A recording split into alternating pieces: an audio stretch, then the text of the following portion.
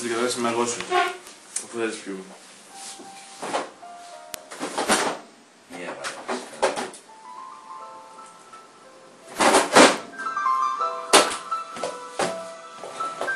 Έλα, 2,5 τώρα αυτό να βάλω. Ναι, μόνο εντάξει. Το πουτανάκι, φίλε, το πουτανάκι.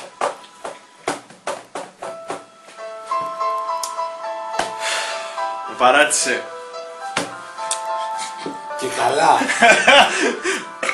Όχι που τη γάμισε ο καλός, μαλάκα. Μαλάκα, μόνο την κάνουμε στο ταλός.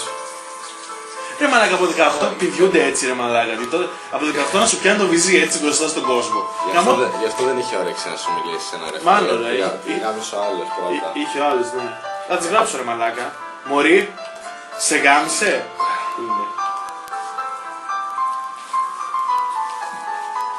Με τον Ιταλό τι παίζει.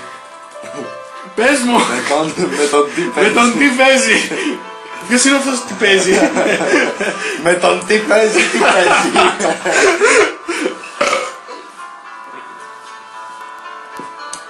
Με χτύπησε φίλε. Εκεί που πόναγα. τα Τι κολλάρα ήταν αυτή ρε. Τι κολλάρα ήταν αυτή ρε μαλάκα. Τι κολλάρα ήταν αυτή.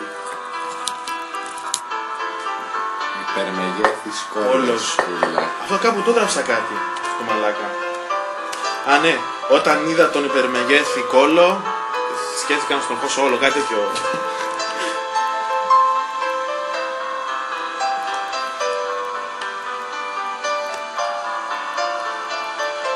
Σαν για πούστιδες.